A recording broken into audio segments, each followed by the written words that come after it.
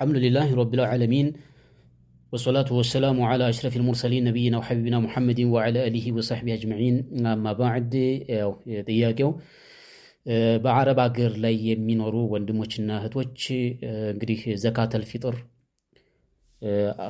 አሰሪዎቻቸው ቢሰጡላቸው ያብቃቃቸዋል ወይስ በራሳቸው ማውጣት አለባቸው የሚል ነው። አሰሪዎች ወይንም ደግሞ ባለቤቶቹ ቢያወጡላቸው በመስፈርቱ ይበቃል ያብቃቃላቸዋል ማለት ነው። እንግዲህ እነዚህ ሰዎች በስጋ ደረጃ በዝምድና ደረጃ ምንም ነገር የሚገናኝ አይደለም፣ ያው ባዳ ማለት ነው። አዳኡ ዘካቲ يعني ان الرجل اجنبي او امراه اجنبيه ባዳ ያልሆኑ ሰዎች መስጠት ይቻላል ወይስ አይቻልም የሚል ነው። ይቻላል ባይሆን በማስፈቀዳቸው መስፈርት ማለት ነው። እናንተ ለምሳሌ ያስፈቅዷችሁ ልንሰጥላችሁ ነው ብለው በመጠየቅ መስፈርት ነው። ምክንያቱም ንያ መኖር ስላለበት ማለት ነው። لأن من أخرج إلى ابن مفلح رحمه الله تعالى فروع كان بالكتاباتቸው ላይ من أخرج من ماله زكاة عن حي بلا إذنه لم تجزه ولو أجازها لأنها ملك المتصدق فوقعت عنه بخلاف من أخرجها من مال المخرج عنه ይላል። ምንድነው አንድ ሰው ለሌላው ሰው ዘካ ለማውጣት የፈለገ ሰው ያለ ፍቃዱ ከሆነ አይሆንም አያብቃቃውም አሉ። በኋላ ከደረሰ በኋላ ፈቅጃለሁ እንኳን ቢሆን ደጋውጥተለኝ ችግር የለውም እንኳን ቢልም አይሆንም። ለምን ሚልኩ የሱ አይደለም፣ ንብረቱ የሱ አይደለም፣ የሚወጣል ሰውዬ አይደለም፣ የባለቤቱ ነውና አይሆንም ይላል። ምናልባት ከገዛ ንብረቱ ቢሆን ችግር የለውም ነበር። ለምሳሌ ሰውየው ገንዘብ ከሰውየው ዘንድ ይኖራል፣ በብድር ደረጃ ሊሆን ይችላል ወይንም በገበያ ደረጃ ማለት ነው። ከሱ ሊያነሳና ታያስፈቅር ሊያወጣለት ይችላል ለራሱ ብሎ ለባለ ንብረቱ ብሎ ማለት ነው። እና የዛን ጊዜ በኋላ ይጠይቀዋል። ያ ከሆነ ችግር የለው። بخلاف من اخرجها من مال المخرج عنه ዘካ ከሚወጣለት ገንዘብ ከራሱ አውጥቶ ቢሰጠው እንጂ ማለት ነው። ቢላ ኢድኒ ያለ ፍቃዱ። ለምሳሌ ያው ሰራተኞች እንበልና ሰራተኞቹ ከሰራተኞቹ ከሚሰጡት ለሰራተኞቹ ከሚሰጡት የወር ደመወዛቸውን ይዘዋል። ያንን ከሆነ ያው በኋላ ይጠይቋቸዋል፣ ችግር የለውም። ነገር ግን ከራሳቸው ነይተው ተበሩ አድርገው ሊያወጡላቸው ከሆነ እነዚህ አሰሪዎቹ ሰራተኞቹን መጠየቅ አለባቸው፣ ማስፈቀድ ያለባቸው ይላሉ። እና እንደ ጥቅል አልኢማሙ ነወዊም ይህንን ይላሉ። ለያሲሁ አዳኡ ዘካት ኢላ ቢንያ ይላሉ። ንያ ማለት ምንድነው?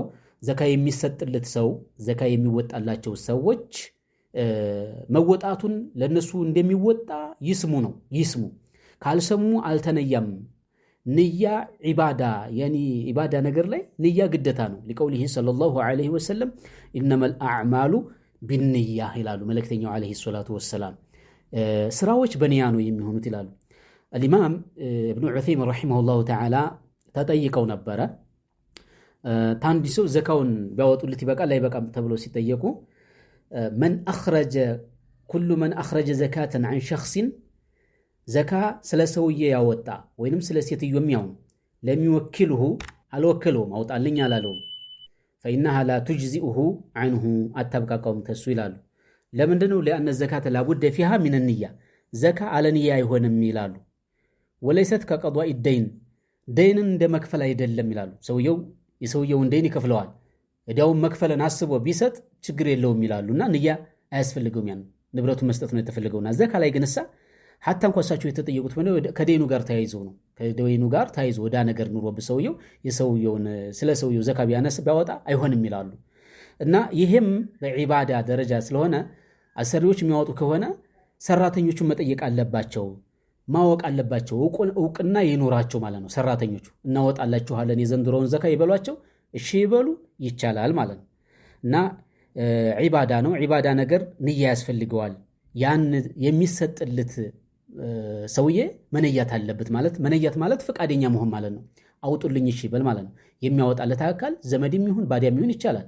በመሰረቱ በዒባዳ ነገር ላይ በእንደዚህ ነገሮች ላይ በገንዘብ ጋር ተያይዞ ባለው ነገር ላይ እገዛ እንዳለ ይታወቃል። ያው በረሱል ዐለይሂ ሰላቱ ወሰላም ጊዜም አንድ ሰው በረመዳን ላይ ጅማዕ ግንኙ ፈጽሞ ማለት ነው በረመዳን ዚያራ አድርጎ ነበርና ከዛም በኋላ ከፋራ ሲይዘው የለኝም አለ። ከዛ የሚከፍለው ማለት ነው ባሪያም የለኝም አለ፣ በቃ ገንዘብም የለኝም አለ።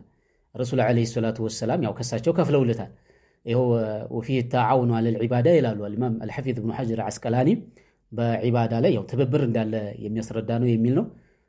እንዲሁም ደግሞ ነሳኢም ሌሎችም ያወሩት ኡዱህያ ላይ ሰውየውን ዘካ የኡዱህያ እንስሳቶች ፍየሎችን ምናምን አከፋፍል ብለው ሰውየውን አንድ ግልገል አንድ ጨቅላ ቀረ አላቸው።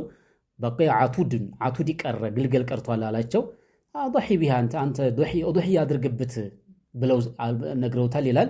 ይህም በስጦታ ተፈስሯልና ወዓላ ኩሊ ሐሊን እንደ ጥቅል ያው አንድ መስፈርት አለው እንጂ ይቻላል። መስፈርቱ ምንድነው? እውቅና ይኖራቸው ነው። እነዚህ ሰራተኞቹ እውቅና ይኖራቸው። እነዛ ለማውጣት የፈለጉት ሰዎች በሰራተኛና አሰሪ ብቻ ባይሆን ማንኛውም ሰው ለምሳሌ ስለ አንዱ ሰው ያወጣለሁ ካለ ማንኛቱም ስለ ሴትዮዋ ስለ ሰውየው አወጣለሁኝ ካለች ታሳውቀው ይፈቀዳልና ይቻላል የሚለው ነው የተናገሩትና بهذا القدر الاكتفاء وصلى الله وسلم وبارك عليه وعلى اله وصحبه وسلم